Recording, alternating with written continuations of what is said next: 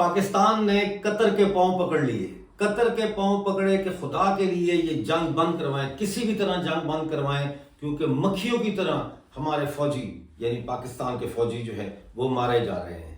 چمن سے اندر گھس گئے افغان فوج، اور انہوں نے جو ہے وہ کئی چوکیوں پہ تو قبضہ کیا، لیکن اس کے ساتھ پاکستانی فوج کو اتنا مارا ہے اور ان کی پتلونیں اتار کے کابل شہر میں، میری جو اطلاع ہے وہ نمائش کی جا رہی ہے ان کی، اسی طرح قندھار میں بھی پاکستانی فوجیوں کی پتلونوں کی نمائش کی جا رہی ہے۔ بہرحال اس میں آپ خوش ہوں یا نہ ہوں وہ ایک علیحدہ مسئلہ ہے، لیکن کہنے کا مقصد یہ ہے کہ پاکستان نے قطریوں کی منتیں اور ترلے کیے کیونکہ بلوچستان میں افغان فوجیں گھس گئی تھیں۔ اسی مسئلے کے اوپر آج بات کریں گے کہ کیا پاکستان کا اینڈ نزدیک ہے؟ بلوچستان کے حالات سے ہر وقت باخبر رہنے کے لیے خبریں اور تجزیہ ڈاکٹر امجد ایوب مرزا پیش کرتے ہیں۔ پلیز چینل کو جوائن کیجیے۔ جی تو کیا پاکستان کا اینڈ نزدیک ہے؟ بات یہ ہے کہ پاکستان کئی دفعہ ایسے کرائسس میں داخل ہوا ہے جہاں یہ محسوس ہوتا رہا کہ شاید اب پاکستان گیا، خاص طور پر معیشت کے حوالے سے یہ کئی دفعہ پیشن گوئیاں کی گئیں، پاکستان ڈیفالٹ ہو جائے گا، ختم ہو جائے گا، ڈیفالٹ ہو جائے گا، ختم ہو جائے گا۔ جغرافیائی سرحدوں پہ مبنی ریاستیں اس طرح سے ختم نہیں ہوتی، ڈیفالٹ ہو جائے تو وہ ختم ہو جائے، ایسے نہیں ہوتا۔ معیشتیں ختم ہوتی ہیں لیکن ریاستیں قائم رہتی ہیں۔ اس وقت پاکستان کی جو ریاست ہے، جو جغرافیائی ریاست ہے، اس کے حوالے سے بات ہو رہی ہے کہ کیا وہ جغرافیائی ریاست کا اختتام ہونے جا رہا ہے۔ اس میں دو تین چیزیں میں آپ سے ڈسکس کرنا چاہتا ہوں جو میرے نزدیک بڑی اہم ہیں۔ سب سے پہلے تو یہ یاد رکھیں کہ اس وقت پاکستانی فوج جو ہے وہ 4 محاذوں پہ لڑ رہی ہے۔ ایک محاذ ہے افغانستان اور پاکستانی فوج کا محاذ، ایک ہے تحریک طالبان پاکستان اور پاکستانی فوج کا محاذ، دوسرا محاذ بلوچستان میں جو افغانی فوج اور پاکستان کے درمیان محاذ ہے وہ ایک علیحدہ محاذ ہے، تیسرا محاذ اور چوتھا محاذ جو ہے وہ براس، BLA، BLF اور جو دیگر ریولوشنری گارڈز وغیرہ ہیں، ریپبلکن گارڈز ہیں، وہ اور پاکستانی فوج کے درمیان جو جنگ ہے اس کا محاذ ہے۔ 4 محاذوں پہ یہ فوج لڑ رہی ہے، تو ان کی داخلہ پالیسی بھی ناکام، ان کی خارجہ پالیسی بھی ناکام، یعنی ان کی ہوم پالیسی، انٹرنل جو افیئرز کی پالیسی ہوتی ہے وہ بھی ناکام ہو گئی ہے، اور ان کی فورن پالیسی جو ہوتی ہے وہ بھی ناکام ہو چکی ہے، جس کی وجہ سے پاکستان کے اندر یوں سمجھ لیں کہ بالکل ایک ایسی سچویشن ڈیولپ ہو گئی ہے، کلاسیکل سچویشن ڈیولپ ہو گئی ہے، جہاں ذرا سا بھی اگر اس میں ذرا سا بھی ٹرن آتا ہے تو پاکستان بالکل ایک دم ٹوٹ جائے گا۔ اور اب میں اس کی طرف آتا ہوں کہ کسی بھی ریاست، جو بھی کوئی ریاست ہو پاکستان جیسی، اور اس میں یہ صورتحال ڈیولپ ہو جائے تو پھر اس کو توڑا کیسے جاتا ہے؟ دیکھیے، سب سے پہلے تو یہ ہے کہ جو 48 گھنٹے کی جنگ بندی ہوئی ہے قطر کے بیچ میں پڑنے کی وجہ سے، افغانستان تو جنگ بند نہیں کر رہا، لیکن پاکستان کے کہنے پر، پاکستان کی منت کرنے پر قطر کے نے بیچ میں جو ہے پڑھ کے تو وہ جنگ بند کی ہے 48 گھنٹوں کے لیے۔ اور ان 48 گھنٹوں میں یہ خیال کیا جاتا ہے کہ شاید دوحہ میں طالبان اور پاکستان کے لوگوں کے مذاکرات ہوں گے، کیونکہ آپ کو پتہ ہے کہ ذبیح اللہ مجاہد صاحب نے پاکستان کے وزیر دفاع کو اور ISI کے چیف کو اور دوسرے جو جنرلز جنہوں نے کوشش کی افغانستان جانے کی، انہوں نے ان کو افغانستان آنے سے منع کر دیا، ویزے جاری نہیں کیے۔ یہ نوبت آ چکی ہے پاکستان اور افغانستان کے تعلقات میں۔ تو اب ہمیں یہاں یہ سمجھنا چاہیے کہ اگر افغانستان کی فوجیں چمن کے راستے اور بلوچستان کے دیگر جو سرحدی علاقے ہیں وہاں سے بلوچستان میں داخل ہوتی ہے، تو پھر چونکہ تحریک طالبان پاکستان اور بلوچ جو فائٹرز ہیں، BLA وغیرہ اور دوسری تنظیمیں جو ہیں، ان کے درمیان ایک خاموش معاہدہ ہے، اور وہ خاموش معاہدہ کیا ہے؟ وہ خاموش معاہدہ یہ ہے کہ ہم ایک دوسرے پہ حملے نہیں کریں گے۔ یہ بڑی اہم چیز ہے، دونوں مل کے داعش پہ حملے کریں گے لیکن ہم ایک دوسرے پہ حملے نہیں کریں گے۔ تو اس طرح سے میں یہ سمجھتا ہوں کہ ایک طرف اگر طالبان بھی ایکٹیولی پاکستانی فوج کے خلاف بلوچستان میں وہ سرگرم ہو گئے، اور دوسری طرف جو ہے وہ BLA اور یہ ساری تنظیمیں بھی پاکستانی فوج پر ٹوٹ پڑیں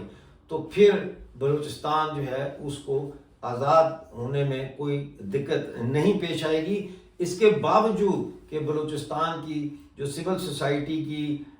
ہیومن رائٹ کی تنظیمیں ہیں وہ انتہائی بزدلی کا شکار ہیں، وہ انتہائی کنفیوژن کا شکار ہیں، وہ آزادی کا نعرہ دینے میں مسلسل ہچکچاہٹ کر کے دانستہ یا غیر دانستہ طور پر پاکستانی ریاست کی سہولت کاری کر رہی ہیں. الفاظ ذرا سخت ہیں لیکن ٹھنڈے دماغ سے آپ سوچیں، چیزوں کا جائزہ لیں، ایک جنرل کی طرح، ایک فوجی کی طرح، ایک مجاہد کی طرح جب آپ لیں گے جو میدان جنگ میں لڑ رہا ہے تو پھر آپ کو میری بات زیادہ سمجھ میں آئے گی.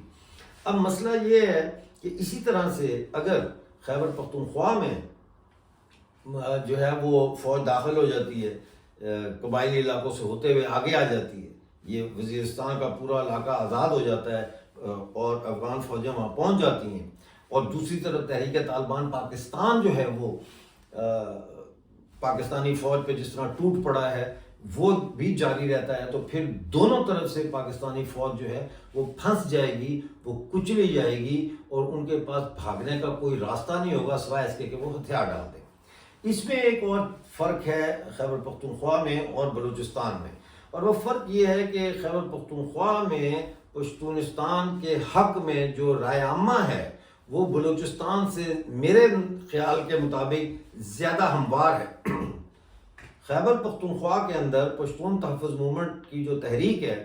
اس نے لوگوں کے سامنے پاکستانی ریاست کو اور اس کے اصل کردار کو، خاص طور پر فوج کے کردار کو اور جنرل کرنل کے کردار کو بالکل بے نقاب کر دیا ہے، اور پشتون قوم جو ہے وہ کسی بھی طرح سے جو ہے وہ اب کسی غلط فہمی کا شکار نہیں ہے پاکستانی فوج یا پاکستانی ریاست کے ساتھ ان کے تعلقات کو لے کر. ہم جانتے ہیں کہ پاکستانی فوج کے اندر بہت بڑی تعداد میں پشتون ہیں، سپاہی بھی ہیں، آفیسرز بھی ہیں. اگر یہ پشتون پاکستانی فوج کے اندر بغاوت کر دیتے ہیں اور یہ تحریک طالبان پاکستان کے ساتھ، PTM کے ساتھ اور افغان جو ہیں فوجوں کے ساتھ یہ مل جاتے ہیں، یہ ڈسرٹ کر جاتے ہیں، ڈسرشن ہو جاتی ہے، یہ بغیر چھٹی لیے غائب ہو جاتے ہیں، چھوڑ کے سب چلے جاتے ہیں اپنے اپنے علاقوں میں اور وہاں پاکستانی فوج کے خلاف مورچے سنبھال لیتے ہیں، تو پھر پاکستان آرمی کا کم سے کم بھی جو ہے 2/5 یعنی 5 میں سے 2 حصے فوج تو ان کی گئی. افغانستان کے ساتھ جنگ میں جو سب سے بڑا عنصر ہے، فیصلہ کن عنصر، وہ اسلحہ نہیں ہے. اکثر لوگ کہتے ہیں افغانستان کے پاس جہاز نہیں ہے، افغانستان کے پاس اسلحہ نہیں ہے، یہ کیسے لڑیں گے پاکستان سے؟ او بھائی، میں یہ تصویر دیکھیں، آپ یہ دیکھیں تصویر.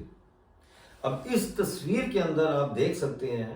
کہ یہ کینز ہیں، کین ہے، پلاسٹک کے کین ہیں جن کے اندر پیٹرول اور ڈیزل بھرا ہوا ہے. اور یہ اب دیکھیں آپ، یہ موٹر سائیکلوں پہ ان کو لے کر جا رہے ہیں. ٹھیک ہے، یہ کہاں لے کے جا رہے ہیں؟ یہ بارڈر پہ لے کے جا رہے ہیں، یہ ٹینکوں کے لیے لے کے جا رہے ہیں. یہ جو فوج ہے، افغان فوج، اس کی جو گاڑیاں ہیں، بکر بند گاڑیاں ہیں اور ٹینکس ہیں، ان کے لیے یہ فیول جا رہا ہے. تو یہ ایم ہی جا رہا ہے، یہ جذبے سے جا رہا ہے. یہ جو افغان قوم ہے اس کو آپ نہیں سمجھ سکتے جب تک کہ آپ افغان قوم کے اندر آپ نے زندگی نہ گزاری ہو.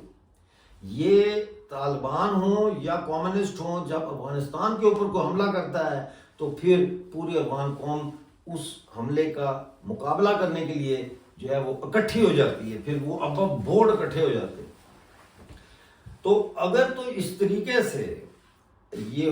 صورتحال ڈیولپ ہوتی ہے تو پھر خیبر پختونخوا بھی پشتونستان کی طرح بن کے آزاد ہو جاتا ہے اور بلوچستان بھی آزاد ہو جاتا ہے. اور یہ دو ملک جب آزاد ہو جاتے ہیں جن پہ قبضہ کیا ہوا ہے پاکستان نے، تو پھر پاکستان کی فوج میں بڑے پیمانے پر جو ہے وہ ڈسرشن ہوگی اور پنجاب کے اندر بہت بڑی بغاوت ہو جائے گی پاکستانی فوج کے خلاف. وہ عمران خان کو جیل توڑ کے وہاں سے نکالنے کی کوشش بھی کر سکتے ہیں. پاکستانی آکوپائڈ جموں کشمیر اور گلگت بلتستان جو ہے وہ بھی پھر اس بات پر سوچ بچار کر سکتے ہیں کہ بھائی اب یہ تو رہا نہیں تو ہم اب اپنی تقدیر کا بھی فیصلہ کریں. تو یہ بہت اس کے ریپرکشنز ہیں. یہاں پہ 2 سوال آ جاتے ہیں. ایک تو یہ سوال آ جاتا ہے کہ یہاں پہ روس کا کیا کردار ہونا چاہیے اور یہاں پہ بھارت کا کیا کردار ہونا چاہیے۔ دیکھیے روس کے جو ٹینک ہیں وہ اب استعمال ہو رہے ہیں اس جنگ میں، یہ سننے میں آ رہا ہے، اور اسی طرح روس اپنے شاید جہاز بھی جو ہے وہ افغانستان کو دے گا پاکستان کے خلاف لڑنے کے لیے۔ ادھر یہ خبریں بھی آ رہی ہیں کہ ایک ڈیفنس ایگریمنٹ ہونے جا رہا ہے یا ہو گیا آلریڈی انڈیا اور افغانستان کے درمیان۔ تو اگر بھارت جو ہے ایمونیشن سب سے کیونکہ روس جو ہے وہ ایمونیشن نہیں دے سکتا افغانستان کو، کیونکہ وہ خود ایک محاذ پہ لڑ رہا ہے اور ان کی فیکٹریاں دن رات ایمونیشن یعنی گولہ بارود گولیاں جو ہوتی ہیں اس کو ایمونیشن کہتے ہیں یہ بنا رہا ہے۔ لیکن ہندوستان کی جو کارخانے اور فیکٹریاں ہیں اسلحہ ساز، اگر وہ ایمونیشن بڑے پیمانے پر جو ہے وہ بنا کے اور وہ پھر جس بھی طریقے سے چابہار کے راستے یا جس بھی راستے سے وہ اگر یا وایا رشیا تھرو سینٹرل ایشیا اس طرح سے وہ پہنچائیں افغانستان میں، تو یہ ایک بہت بڑی مدد ہوگی۔ اور آپ کو پتہ ہے کہ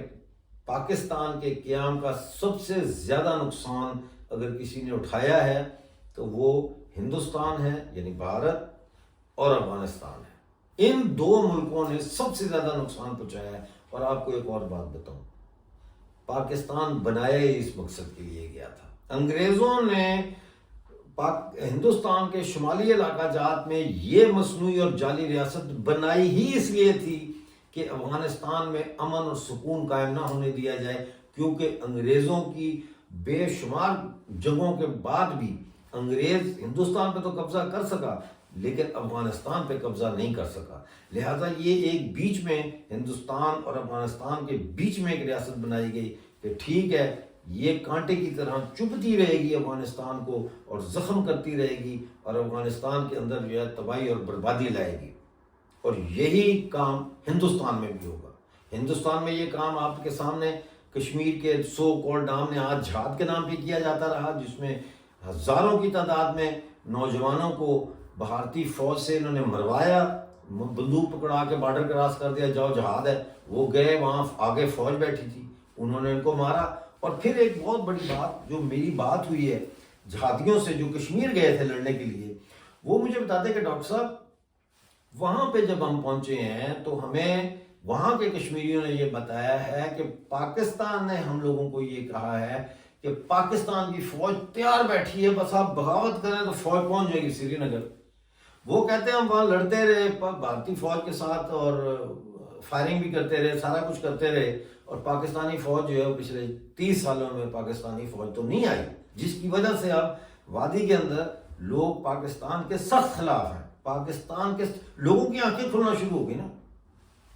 تو پاکستان کی غیر فطری اور مصنوعی ریاست اگر ختم ہوتی ہے تو اس کا فائدہ پورے خطے کو ہوگا۔ ایک تو یہاں سے جہادی کیمپ اور یہ دہشت گردی کے جو کیمپس ہیں نہ صرف یہ ختم ہوں گے بلکہ ان کی جو کمک ہے آئی ایس آئی اور پاکستانی فوج کی طرف سے جو کمک دی جا رہی ہے ان کو مسلسل جو پروٹیکشن دی جا رہی ہے وہ چھتری بھی ختم ہو جاتی ہے۔ تو پھر یہ لوگ تتر بتر ہو جائیں گے، کچھ فوج میں مطلب جو افغانستان کی فوج میں چلے جائیں گے، کچھ جو ہے وہ جو نیا یہاں پہ سیٹ اپ ہوگا اس میں چلے جائیں گے۔ یہ سسٹم پورا ختم ہو جائے گا کیونکہ یہ ایک انسٹیٹیوشنلائزڈ سسٹم ہے، یہ ایک ادارے کی طرح کام کر رہا ہے، دہشت گردی کا جو نیٹ ورک ہے، رائٹ۔ اب آ جاتے ہیں اس بات کی طرف کہ پاکستان کی جو ویڈیوز ریلیز ہو رہی ہیں کہ ادھر جھنڈا لگا دیا اور ادھر یہ کر دیا۔ پاکستان نے کوئی ویڈیو ریلیز کی ہے جس میں یہ دکھایا ہو کہ افغان کے فوجی شہید ہم نے کیے یا افغان فوجیوں کو گرفتار کیا ہے؟ ایسا تو کوئی ویڈیو سامنے نہیں آیا۔ یہ سب ویڈیو جو آپ دیکھ رہے ہیں سوشل میڈیا پہ، یہ جی ایچ کیو کے جو میڈیا سیکشن ہے اور آئی ایس آئی کا جو میڈیا سیکشن ہے یہ انہوں نے بنائی ہوئی، کہیں آرٹیفیشیل انٹیلیجنس کا استعمال کر کے، کہیں شوٹنگ کر کے کہ یہاں آپ لوگ یہاں کھڑے ہو، نعرہ لگائیں اللہ اکبر پاکستان زندہ باد، جھنڈا لگائیں تو یہ ہم دکھائیں گے کہ جی یہ افغانیوں سے ہم نے یہ چوکی چھین لی۔ لیکن افغانستان والے مسلسل پاکستانی فوجیوں کی لاشوں کی فوٹویں دکھا رہے ہیں، زخمیوں کی فوٹویں دکھا رہے ہیں، جو انہوں نے گرفتار کیے ہیں ان کی فوٹویں دکھا رہے ہیں، کس طرح سے پاکستانی پنجابی فوجی جو ہے وہ ان سے بھیک مانگ رہے ہیں اور طالبان ان کی بہادری دے کے ہنس رہے ہیں، ٹھٹھے لگ رہے ہیں وہاں پہ، تو اس میں پلہ تو افغانستان کا بھاری ہے اور وہ بھاری رہے گا، وہ بھاری رہے گا۔ اب سوال آ جاتا ہے کہ کیا پاکستان کا اینڈ آ گیا ہے نزدیک؟ دیکھیں جیسا میں نے کہا، اگر پاکستان ڈیفالٹ ہوتا ہے تو پاکستان کی جغرافیائی جو سرحدیں ہیں، یعنی جغرافیائی جو ریاست ہے، اس کو کوئی خطرہ نہیں ہے، اس کو خطرہ نہیں ہے۔ لیکن اگر جس طرح میں عرض کر رہا ہوں کہ ادھر سے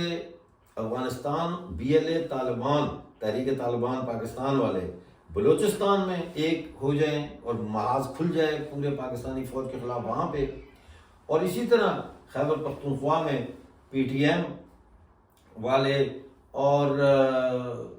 تحریک طالبان پاکستان والے اور افغان فوجی اندر آ جائیں اور یہ یہاں محاذ بن جائے، تو پھر پاکستان کا اینڈ ہو سکتا ہے۔ پاکستان کے اینڈ کا اور کوئی طریقہ نہیں ہے سوائے جنگ کے۔ بہت شکریہ آج کا پروگرام دیکھنے کا، ملتے ہیں کل نئے پروگرام کے ساتھ، نئی ڈیٹیلز کے ساتھ آپ کے سامنے حاضر ہوں گا۔ اس وقت تک کے لیے اپنا بہت سارا خیال رکھیے اور مجھے اجازت دیجیے۔